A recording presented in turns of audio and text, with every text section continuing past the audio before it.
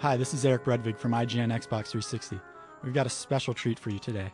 There are 3 games coming out from Burger King in what might be the most ridiculous promotional pairing ever. Microsoft and Burger King have teamed up to put out PocketBike Racer, Bumbing, and Sneak King, which you can purchase from November 19th through December 24th as a special holiday promotion. The games are only $4, so we'll tell you whether it's worth your time and money to play them.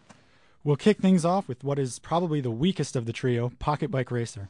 This is a generic kart racing game, and once the novelty of driving around as a giant hamburger, or as the king, or even as Brooke Burke wears off, there isn't much of a draw.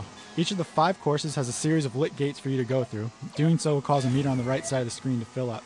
This can be used for turbo at any time, or you can use it to attack other players with different weapons, but when it boils right down to it, this is a pretty bad Mario Kart clone. There are 4 types of gameplay: the standard race, the battle, the cone trial, and hardcore. Hardcore racing should actually have probably been called boring, because it takes away all of the gates and power-ups and you just race around on some pretty uninspired tracks. The rest of the modes are pretty common and nothing special, although the battle mode is pretty bad. The multiplayer side of things is a little bit better. You can play it online or off, with 4-player split screen offline or 8 players online, and it's much more fun than going against the terrible computer AI.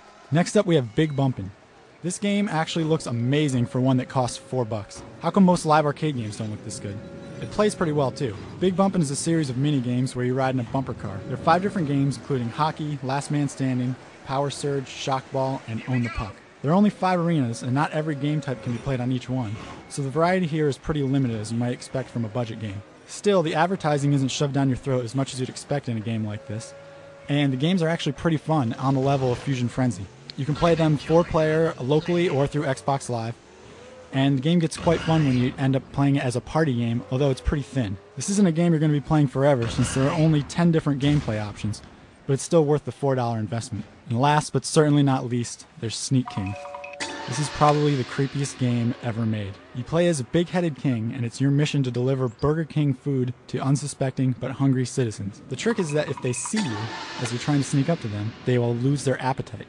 That means you have to stay out of their vision cones and hide in various nooks around the environment to deliver your meals unseen. For each delivery, you're awarded a score based on how hungry the person was, how close you got, how many successive deliveries you've made unseen, and how well you fill up the flourish bar after you make the delivery. There are 4 different environments, each with 20 missions. The environments are fairly small in size and contain several places where players can interact with their surroundings or hide and wait. They're quite shallow, but at least the missions have a decent amount of variety. You'll get different ratings for how well you complete the objectives, encouraging players to go back and find a better way to make the deliveries. But when it comes right down to it, it's the animations that make this game so good.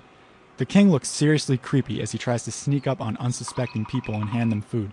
Even more scary is when he's hiding in a garbage can and you see a girl coming down an alleyway.